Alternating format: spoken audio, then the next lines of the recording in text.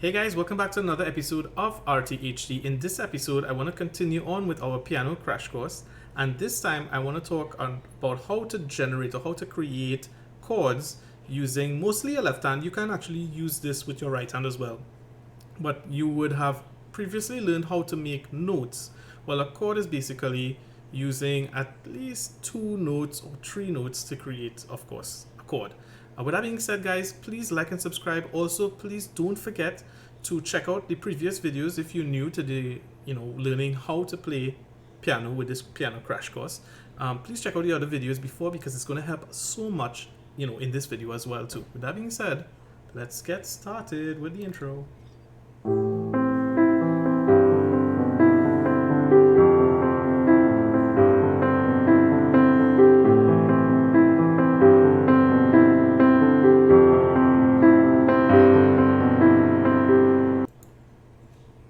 So we're back, and in this episode, as I said, we're going to go through how to actually create a chord, how to play a chord.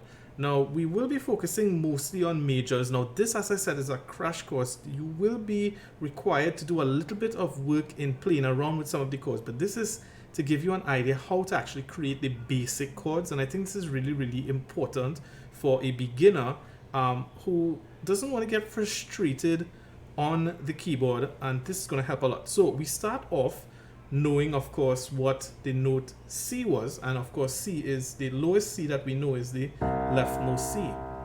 Now this is what you call a note. Usually a chord requires at least 2 fingers to be on notes, all right? And of course you can actually do 3 fingers as well too, but we're going to get to come to that, because I want to show you guys basically what C major is and how you can generate other majors or similar chords that's gonna match or work in tandem as well with C, and of course learning more about using each one to generate a chord correspondingly to the note. So for example, as I said, don't get confused, don't get frustrated. This is going to be actually really, really easy. It just sounds hard. So we know that C is here, and it's the leftmost from the 2 black keys. So my trick and my hack is really to always skip a white key and go to the next key. So for example, we are at C, skip D, and then go to E. So we get that. And now use your thumb or whichever finger you feel comfortable with. Skip F and go to G. And as you can see, we have 3 there. So we have a C, we have E, and we have G, and we're holding it with one hand. So this is a chord, and this is C major. When we press all 3 together, I know it doesn't really sound very impressive, but let's go an octave higher. If you don't know about octaves, check out the other video where I explained octaves. But we're going to do the same thing with the other C here. Ooh, right? This sounds a little bit better. This is, as again, C major, but 1 octave higher. And I'm going to go 1 more octave higher just to show you guys. It's the same formation, same note, same chord, just higher up. Sounds nice, right? Very calming. And of course, you could practice to make it fun as well too. So you could press it like that instead of just like. Now that is C major. And in similar fashion, it doesn't work all the time, but it works many of the times. You can do the same thing, for example, with D. So let's go 1 note higher, which is D. We start off with D. We skip. We skip E. We go to F. We skip G and we go to A. And we made a chord as well there. That's a chord. So if you play this, sounds a little bit dreary, sounds a little bit scary, but that's because it's on the lower one. If we go up, sounds a little bit better, right? Now, sometimes these things don't match, and so sometimes you have to vary a little bit. And I suggest that if you have to vary anything, you vary your middle, whatever one is the middle note. So for example, I played D here, but it sounds okay. But let's try moving this finger just to the black key. Ooh, that sounds even better, right? And I think that would be D major. So sometimes it's just going to be all the white keys And sometimes it's the 2 white keys on the outer and the black on the inner, usually for majors. So let's continue on with one more. Let's go with E. And so we have E here.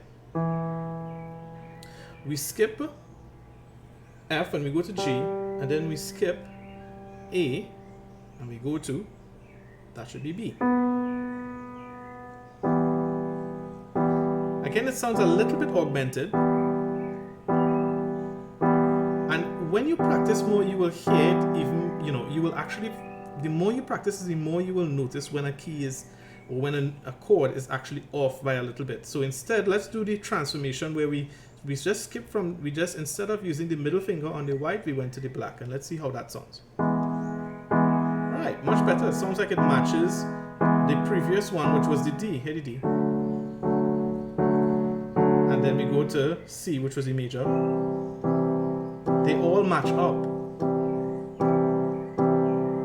So the trick is, when you finally create your chord, if your chord is all white and it sounds a little bit weird, all you have to do is move this middle finger to the black and see if it sounds better. And if it does, you probably made the major chord.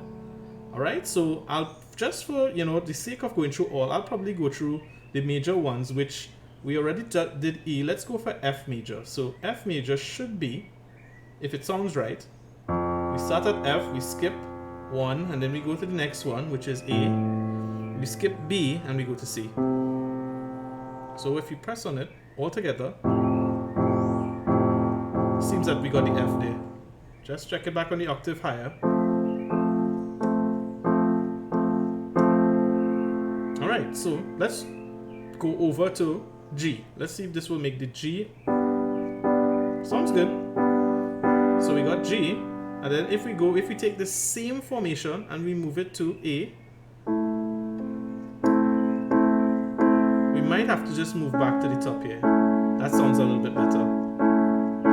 And that's pretty much how you can get the majors out of your piano. Now, at the same time, you want to practice this not just with one hand, but with 2 hands, because it's very, very important to start to use the 2 hands to get coordination. So I would suggest that, for example, if you have C, play C on both. It's not going to sound very, very fun, but at least it's a good start. Same thing, practice up. Doesn't that sound okay?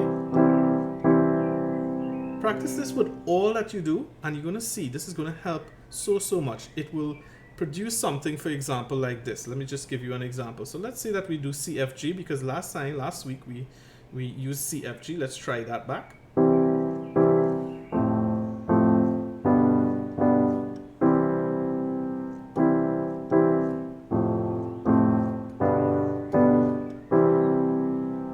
Now CFG is a very, very, very versatile set of chords that you can use. Especially if you are in church and so forth and you want to make some of the basic songs. CFG is usually a lot easy to copy some of the songs that are outside there, assuming that you're going to sing on the chord of C. Alright guys, so thank you so much for viewing. I hope that this tutorial was really helpful to you, and in the next tutorial I want to show you guys how to vary a little bit these chords to make it sound a little bit nicer, because I know that this is just the starting of great things to come. And so in next video we're going to vary how our finger movements work in order to make this sound even better. Thanks so much. Please remember to like and subscribe, and I'll see you guys again soon on another episode of RTHD coming to a YouTube screen near you. Take care. Bye bye.